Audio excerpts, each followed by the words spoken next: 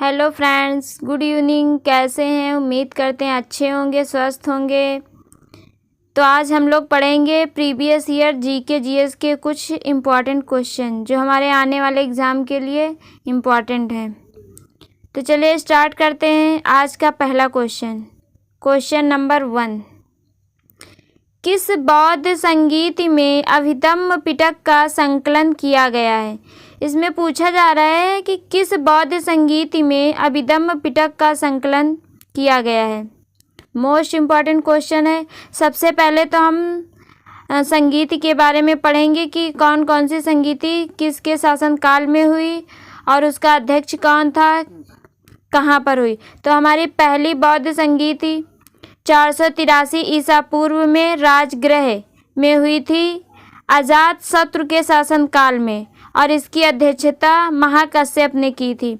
तो पहली बौद्ध संगीति 483 ईसा पूर्व में राजगृह स्थान पर, शासनकाल अजातशत्रु के समय और अध्यक्ष महाकश्यप ने की थी।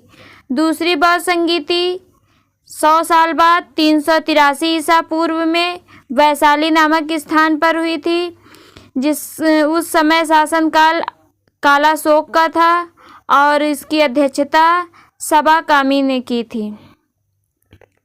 तीसरी संगीति 250 ईसा पूर्व में अशोक के शासनकाल में और इसकी अध्यक्षता मोगलीपुत्र तिस्स ने की थी, जो कि पाटलिपुत्र में हुई थी, पाटलिपुत्र में।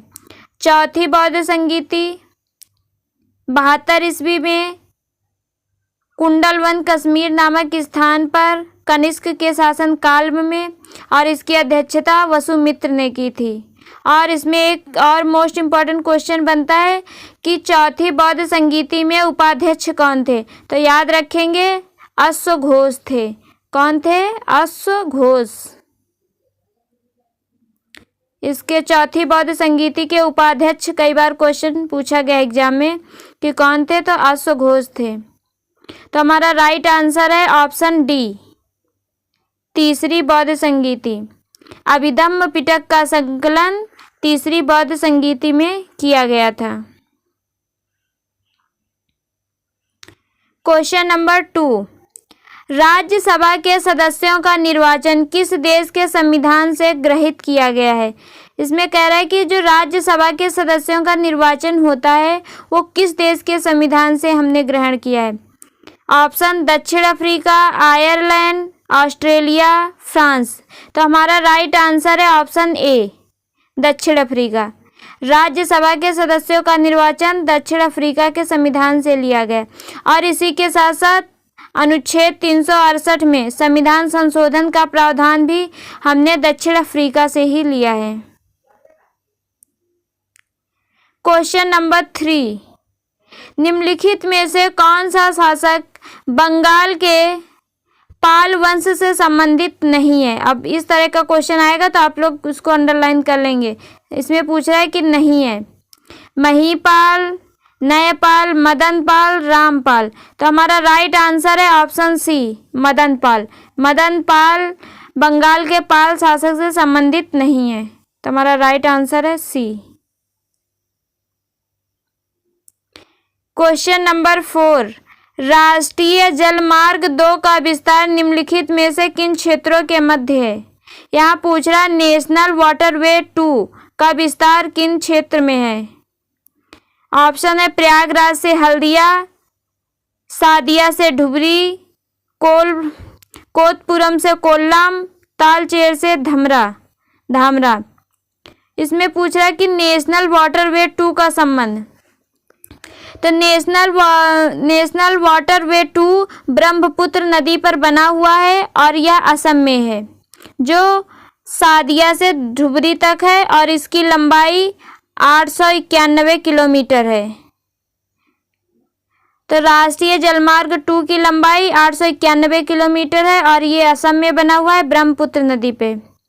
वहीं पर प्रयागराज से हल्दिया नेशनल वाटरवे 1, प्रयागराज से हल्दिया नेशनल वाटरवे 1 है और ये 1620 किलोमीटर लंबा है, जो कि गंगा, भागीरथी और हुगली नदी पर है, ये इसमें तीनों नदियां शामिल हैं। तो हमारा राइट आंसर है ऑप्शन बी, सादिया से धुबरी तक। राष्ट्रीय जलमार्ग 2 का विस्तार सादिया से धुबरी तक है। तो हमारा राइट आंसर है बी। क्वेश्चन नंबर 5, वर्तमान राष्ट्रपति के चुनाव के लिए नामांकन हेतु वर्तमान में कितने प्रस्तावक होने चाहिए?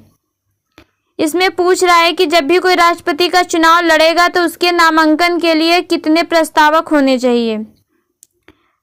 तो इसका राइट आंसर है ऑप्शन डी, 50 प्रस्तावक होने चाहिए और इसके साथ साथ 50 अनुमोदक भी होने चाहिए, जो कि अनिवार्य है राष्ट्रपति चुनाव के नामांकन के लिए। और इसके अलावा इसके साथ साथ जमानत राशि 15,000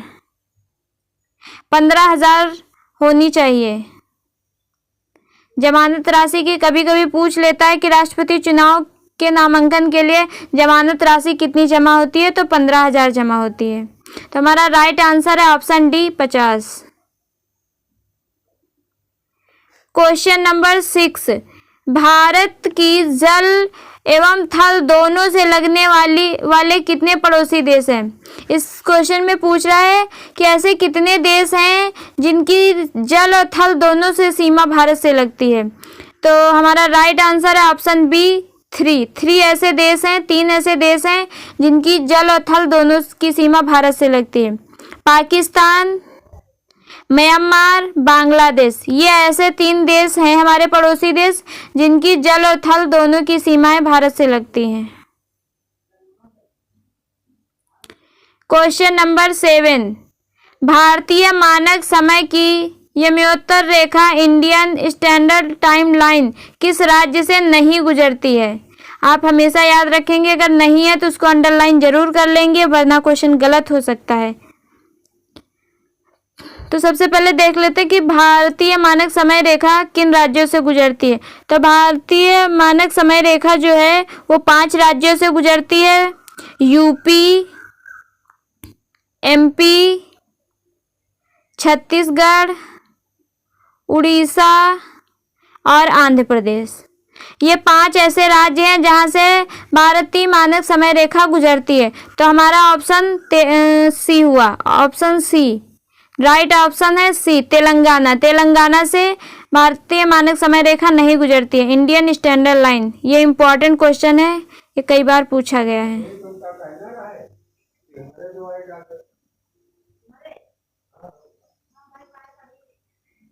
क्वेश्चन नंबर 8, उत्तर प्रदेश के किस स्थल को 30,000 तीर्थों का स्थान कहा जाता है? क्वेश्चन है उत्तर प्रदेश के किस स्थल को 30,000 तीर्थों का स्थान कहा जाता है? हस्तिनापुर, अयोध्या धाम, देवी पाटन, नैमिषारण्य। तो हमारा राइट आंसर है ऑप्शन डी, नैमिषारण्य, जो कि सीतापुर जिले में स्थित है और यह सीतापुर से 20 किलोमीटर दूरी पे स्थित है। तो नैमिषारण्य जो स्थान है यूपी में, ये 30,000 तीर्थों का स्थान कहा जाता है। क्वेश्चन नंबर 9, निम्नलिखित में से कौन सा युग्म सुमेलित है? आपको इसमें से बताना है कि कौन सा सुमेलित है। जनधन योजना 2015, जननी सुरक्षा योजना 2016, नमामि गंगे योजना 2016, संपदा योजना 2016। तो इसमें से हमारा राइट आंसर है ऑप्शन सी, नमामि गंगे 2016। नमामि गंगे योजना 2016 में स्टार्ट हुई थी। जनधन योजना अगस्त 2014 में शुरू हुई थी। जननी सुरक्षा योजना अप्रैल 2015 में शुरू हुई थी और संपदा योजना 2017 में शुरू हुई थी। तो हमारा राइट आंसर है ऑप्शन सी, नमामि गंगे योजना 2016 में, संपदा योजना 2017 में, जननी सुरक्षा योजना अप्रैल 2015 में और जनधन योजना 2014 में। तो हमारा राइट आंसर है ऑप्शन सी। क्वेश्चन नंबर 10, मध्यकालीन सूफी व्यवस्था में मुस्लिम मसीहा को क्या कहा जाता था? मध्यकालीन सूफी व्यवस्था में मुस्लिम मसीहा को क्या कहा जाता था? तो हमारा राइट आंसर है ऑप्शन डी, मेहदी। क्या कहते थे? Mehdi. Option D. Question number 11, निम्नलिखित में से सबसे पहली कौन सी घटना घटी? यहाँ पर पूछा जा रहा है कि ये जो सारी घटनाएं दी हैं उसमें से सबसे पहले कौन सी घटनाएं घटी? बेदरा का युद्ध 1759 में हुआ था। अलीनगर की संधि फरवरी 1757 में। प्लासी का युद्ध जून 1757 में हुआ था। और इलाहाबाद की संधि 1765 में हुई थी। तो इससे हम समझ सकते हैं कि सबसे पहले कौन सी घटना घटी है? अलीनगर की संधि फरवरी 1757 में। बेदरा का युद्ध 1759 में। बेदरा का जो युद्ध है वो अंग्रेजों और डचों के बीच हुआ था 1759 में। अलीनगर की संधि फरवरी 1757 में बंगाल के नवाब और क्लाइव के बीच में हुई थी। प्लासी का युद्ध जून 1757 में हुआ था, अंग्रेजों और मीर जाफर के मध्य हुआ था। इलाहाबाद की संधि 1765 में मुगल सम्राट शाह आलम द्वितीय और क्लाइव के मध्य हुई थी। तो ये इम्पोर्टेंट क्वेश्चन है क्योंकि ये कभी कभी प्लासी का युद्ध या इलाहाबाद की संधि पूछ लिया जाता है। नेक्स्ट क्वेश्चन है क्वेश्चन नंबर 12, संविधान का कौन सा अनुच्छेद उच्चतम न्यायालय को अभिलेख न्यायालय घोषित करता है? इसमें पूछा जा रहा है कि संविधान का वह कौन सा अनुच्छेद है जो उच्चतम न्यायालय को अभिलेख न्यायालय घोषित करता है? अनुच्छेद 124 में उच्चतम न्यायालय का या सुप्रीम कोर्ट का गठन या स्थापना है। अनुच्छेद 126 में कार्यकारी मुख्य न्यायाधीश की नियुक्ति है। अनुच्छेद 129 में उच्चतम न्यायालय को अभिलेख न्यायालय घोषित करता है। और अनुच्छेद 131 में सुप्रीम कोर्ट की आरंभिक अधिकारिता है। तो हमारा राइट आंसर है ऑप्शन सी। राइट आंसर है ऑप्शन सी। अनुच्छेद 129 उच्चतम न्यायालय को अभिलेखीय न्यायालय घोषित करता है। क्वेश्चन नंबर 13, निम्नलिखित शिक्षा आयोगों पर सबसे पहले गठित हुआ था। मतलब इसमें पूछा रहा है कि कौन सा आयोग है जो सबसे पहले गठित हुआ था? रैले कमीशन, हाटोंग समिति, वर्धा योजना, सर्जेंट योजना। तो रैले योजना 1902 में गठित हुई थी। हाटोंग समिति 1929, वर्धा योजना 1937, सर्जेंट योजना 1944। तो हमारा राइट आंसर हुआ रैले कमीशन। रैले कमीशन 1902 में गठित हुआ था।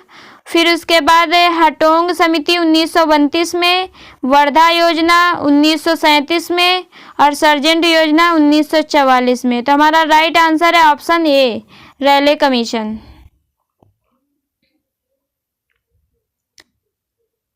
क्वेश्चन नंबर 14, निम्नलिखित में से भारतीय राष्ट्रीय आंदोलन की कौन सी घटना सबसे पहले घटित हुई? यहाँ भी पूछा गया है कि ये जो सारी योजनाएं दी गई हैं वो जो समय दिया गया उसमें से कौन सी घटना सबसे पहले घटित हुई थी? कैबिनेट मिशन का भारत आगमन, अंतरिम सरकार का गठन, शाही नौसेना विद्रोह, मुस्लिम लीग द्वारा सीधी कार्यवाही।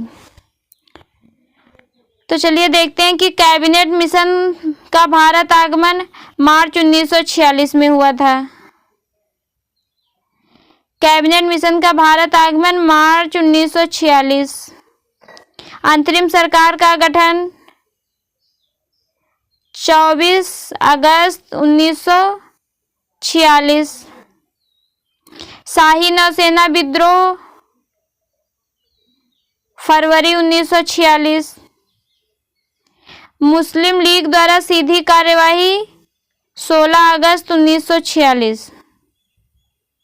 तो हमारा राइट आंसर हुआ ऑप्शन सी, शाही नौसेना विद्रोह। शाही नौसेना विद्रोह सबसे पहले घटना घटित हुई थी फरवरी 1946 में। उसके बाद 16 अगस्त। उसके बाद है कैबिनेट मिशन का भारत आगमन मार्च 1946 में। फिर है मुस्लिम लीग द्वारा सीधी कार्यवाही 16 अगस्त 1946 को। उसके बाद की घटना अंतरिम सरकार का गठन 24 अगस्त 1946। तो हमारा राइट आंसर है ऑप्शन सी। क्वेश्चन नंबर 15, निम्नलिखित में से कौन सा विकल्प भारत के आर्थिक नियोजन में योजना अवकाश को दर्शाता है। यहाँ पे पूछा जा रहा है कि जो प्लान हॉलीडे था वो कब आया था। आर्थिक नियोजन में योजना अवकाश को दर्शाता है। तो हमारा राइट आंसर है ऑप्शन डी। 1966 से लेकर 1969 तक योजना अवकाश को दर्शाया जाता है। क्वेश्चन नंबर 16, निम्नलिखित में से किस अभिलेख में अशोक ने स्वयं को बुद्ध शाक्य कहा है। तो हमारा राइट आंसर है ऑप्शन ए, मास्की के अभिलेख में। मास्की के अभिलेख में अशोक ने स्वयं को बुद्ध का शाक्य कहा है। क्वेश्चन नंबर 17, इंपॉर्टेंट क्वेश्चन है। अवध क्षेत्र ने किस वर्ष सहायक संधि को स्वीकार किया था।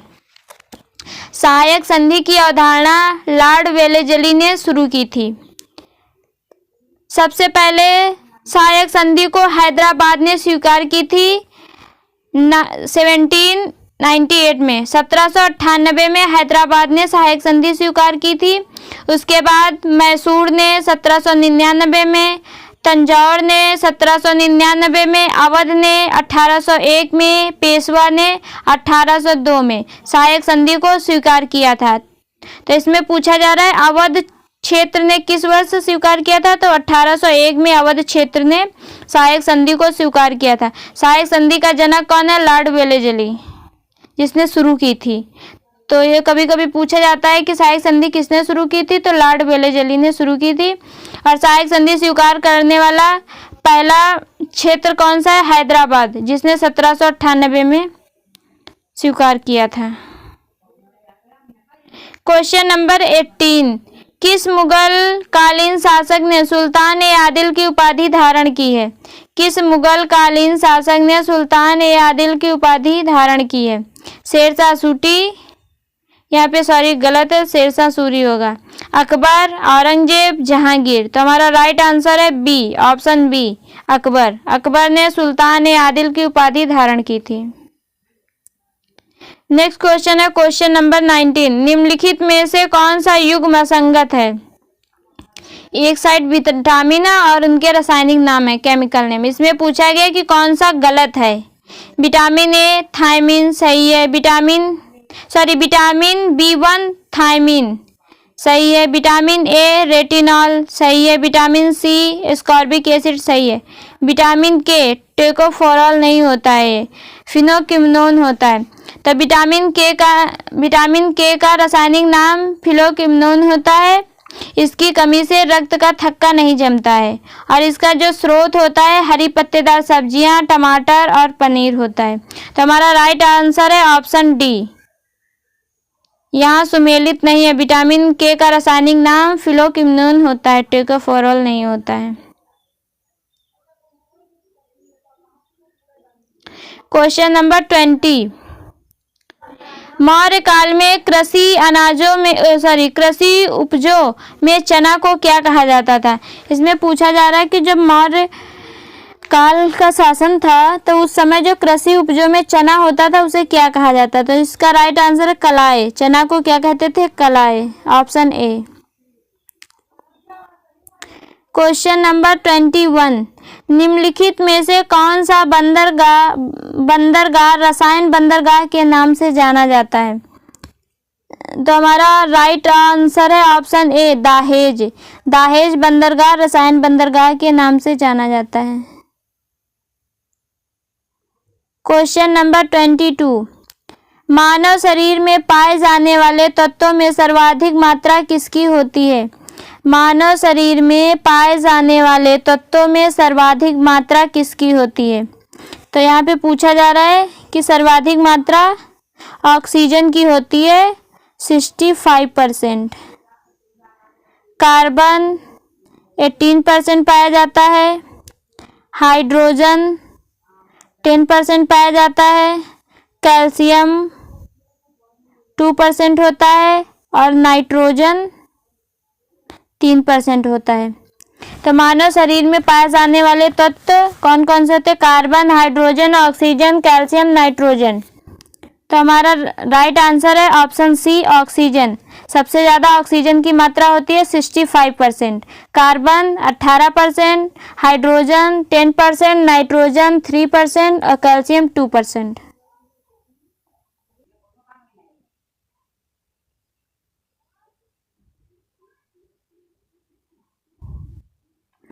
Question number 24। क्वेश्चन नंबर 24 इसमें पूछा जा रहा है निम्नलिखित में से कौन सा अनुच्छेद अखिल भारतीय सेवाओं के बारे में उपबंध करता है? इसमें से कौन सा अनुच्छेद है जो अखिल भारतीय सेवाओं के बारे में उपबंध करता है? अनुच्छेद 308, अनुच्छेद 246, अनुच्छेद 348, अनुच्छेद 312। तो हमारा राइट आंसर है ऑप्शन डी, अनुच्छेद 312 अखिल भारतीय सेवाओं के बारे में उपबंध करता है। Question number 25। निम्नलिखित में से कौन सा ज्वालामुखी प्रसुप्त ज्वालामुखी है? यहाँ पे पूछ रहा है कि कौन सा ज्वालामुखी प्रसुप्त ज्वालामुखी है। विसुवियस ज्वालामुखी, पोपा ज्वालामुखी, कोह सुल्तान ज्वालामुखी, चिम्बोरोज ज्वालामुखी। तो हमारा राइट आंसर है ऑप्शन ए, विसुवियस ज्वालामुखी। विसुवियस ज्वालामुखी प्रसुप्त ज्वालामुखी है और यह इटली में स्थित है। प्रसुप्त ज्वालामुखी का आशय होता है कि उसमें अतीत में कभी उद्गार नहीं हुआ है, लेकिन यह कभी भी अचानक से इसमें उद्गार हो सकता है, उसे प्रसुप्त ज्वालामुखी कहते हैं। अन्य प्रसुप्त ज्वालामुखी जैसे क्राकातोवा, फ्यूजियामा है। अगर वीडियो अच्छी लगी हो तो लाइक करें, शेयर करें, सब्सक्राइब करें। Thank you so much.